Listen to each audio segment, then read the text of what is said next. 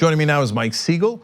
He had what I would characterize as a very successful run for Congress in 2018, and he's going to do it again in 2020. He was in Texas' 10th district, and I'll tell you why I think it was successful in a second. Mike, welcome to the Young Turks. Hi, Cenk. Thanks so much for having me. No problem. So, Mike, you ran against 7-term incumbent Michael McCaul, Republican there.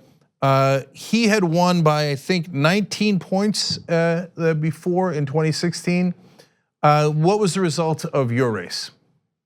We were able to narrow the margin to 4 points with very little support from the national party or major funders.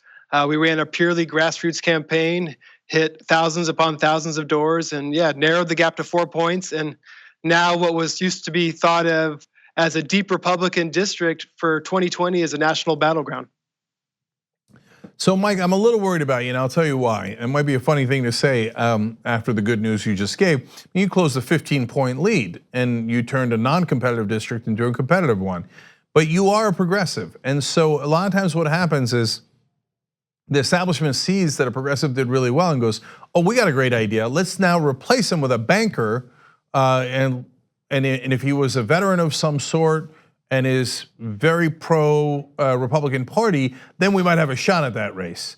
So I don't know if you've seen any rumblings yet of that, but are you bracing for impact, or do you think the Democratic Party is going to say, "Hey, look, this guy did great. Let's run him again"? Well, I want to give them every chance to do the right thing and support the person that made this a winnable seat. At the same time, I am aware that there might be a challenger kind of from the right wing of the party in the mode you talked about. At the same time, we ran such a strong grassroots campaign. Last year we recruited 1,000 volunteers to this effort. We contacted voters 300,000 times. We made alliances, across these 9 counties. This 10th district goes from basically Austin to the Houston suburbs and includes 7 rural counties in between. So the rank and file activists of the Democratic Party in Texas, they love me because we did that detailed work. We fought on issues that matter for folks like voting rights at Prairie View A&M or resisting the family separation policy that Michael McCaul supported. So I think we've developed a nice firewall to prevent that kind of right-wing, well-funded air attack. But at the same time, we have our work cut out for us.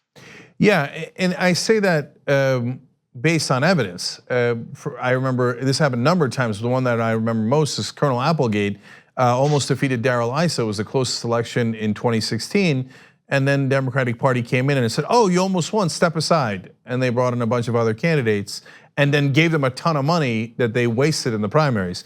Anyway, but Mike, and the reason I'm concerned about it in your case is because of how you ran. You ran as a progressive, and God forbid you should prove that running as a progressive is actually more likely to lead to a victory in purple or red districts. That's right. I believe in providing a clear contrast with the Republican in there. And so I'm not running on a access to healthcare policy platform. I'm running on Medicare for all. I don't believe in just doing some criminal justice reform. I want to end the war on drugs. Even though this district includes parts of the Houston area oil patch, I'm running on the Green New Deal. And I think it's those strong stances that get Democrats fired up and willing to do the work of knocking on doors, putting in those dozens and dozens of hours. And that's what it takes to flip a district like this. One thing that a lot of people don't realize is that Beto beat Ted Cruz in the Texas 10th by a fraction of a percentage point, which shows that the base is there. We don't need to flip, middle of the road Republican light voters. We just need to let the Democrats know in every community, African American, Hispanic, Asian communities, working class communities, that we're going to fight for them. We're going to be useful. We're going to make their lives better. And to me, that's how we win, not running to the center. Well, number one, I love that kind of strength. And number two, you already proved it. I mean, closing 15 points is no joke, going from 19-4. McCaul had won some of his elections by 32 points, and you got within 4 when you started with no name recognition. Now you've got a lot of name recognition, and it's easier to build on that. So I want to let everybody know siegelfortexas.org is the website. And so for these truly progressive candidates, really important to donate, but also to volunteer. I mean, you had a crazy number of volunteers. Talk to me about your volunteers from last time around. Well, like you said, I got into it with relatively no name, but I knew that out there were the indivisible activists, the labor folks who would be willing to support me. My background includes being a union organizer with the teachers union, a civil rights activist, plaintiff side, challenging racist law enforcement policies, things of that nature. So even though I was working full time for the first half of the campaign, I had hundreds of people turn out for the primary, knock doors in Austin, in the rural areas, make phone calls, text messages. And people were motivated to fight McCall because he, in particular, as chairman of Homeland Security, was acquiescing and really responsible for some of the worst Trump policies. He co-wrote the Muslim ban. He backed up the family separation policy.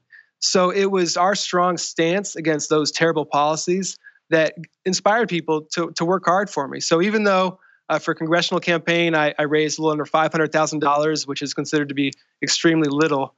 We accomplished a lot more than the folks in DC believed was possible because we had the love of the people and we were fighting on things they cared about. Tell me about what happened at Prairie View A&M University. Right on. So included in the Texas 10th is Waller County, which includes Prairie View A&M University, which is an historically black college built on the location of a former slave plantation, and a place that when they lowered the voting age from 21 to 18, the students there started voting in mass and they started voting out local elected officials. And those, white office holders took offense to that. And they decided that this is about 40 some years ago, they decided they weren't going to let the black kids vote. They said, you're not residents of this county, you're not allowed to vote here. And so 40 years ago, these students took a fight all the way up to the United States Supreme Court that resulted in the right being established for every college student in this country that you can vote on campus where you attend school. Now, over the decades, there were other attempts at voter suppression, and in 2018, it was no different. There's this little obscure issue that there's no zip code in the town where the campus is, which means the students can't get on-campus mail delivery, which makes it very hard to register to vote. So the students registered at an address that they were directed to register at by the county.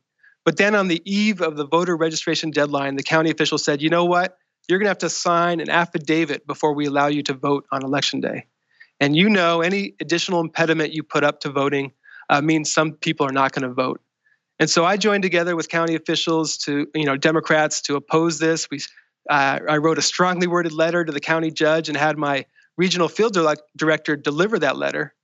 Now, while he was delivering the letter, he was stopped by the bailiff and he was ultimately arrested. And I was actually on the phone with him because I'm a civil rights lawyer as well as his employer. And I heard the conversation. And they asked him, who do you work for? He says, I work for a congressional candidate. What is this letter about? Oh, it's about voting rights. What party does your boss, work for? Or what party is he running under? And he says, Democrat. And the phone goes dead.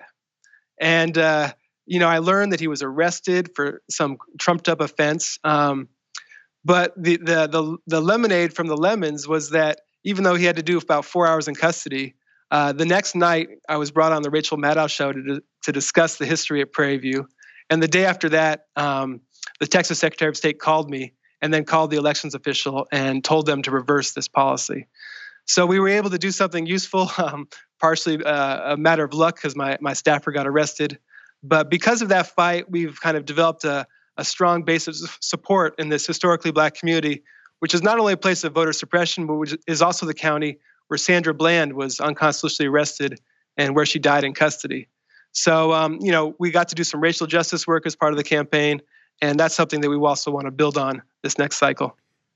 See, Mike, there's something super interesting going on here, and that's why I think your story is really compelling and interesting. So, because here's a district that is, has voted for Republican by 32%. You almost won last time around with very little money, being super progressive on not only just the policy positions, but going around and talking about racism in the middle of Texas, okay? And so just one last time, what do you think is the key there? Why are you doing better than the milquetoast that they put out there before? Why do you have a chance to win that district when they didn't have a chance before? The only way to win these districts is to show up in person. We can't just send mail to these rural towns. We can't just buy some internet ads or TV ads. We have to show up. And I can't show up everywhere, although I knocked on about 5,000 doors myself last cycle and hope to double that this time. But there's nothing more persuasive than someone knocking on your door and in a heartfelt way saying, this is why this candidate will help you. Whether it's we're going to fight to reopen rural hospitals, or we're going to fight to get you flood control facilities, whatever the local issue is. That's more persuasive than any millions of dollars you can spend on consultants and that kind of typical campaign expenditure. But the only way to fire up the volunteers is to really fight to make a difference in the world and in people's lives. And so to me, that's the key. That's the secret sauce. If I am challenged from the right wing and someone gets a lot of money from some group like Emily's List, so be it. I hope it'll still be a decently, civil campaign. But we're going to do it the grassroots way. And I do intend to raise more money this time and to have a stronger campaign, but we're not going to give up on fighting on the issues that make a difference in people's lives. Love it. Siegelfortexas.org. Everybody check it out, find out more, and if you can, volunteer, donate, get involved. These links are always down below if you're watching later on YouTube or Facebook. Mike, thank you so much for joining us and for running strong. Thank you so much, Cenk. Appreciate the opportunity. The TYT Plus app is now available on iOS and Android. Download to get more TYT content at tyt.com/app.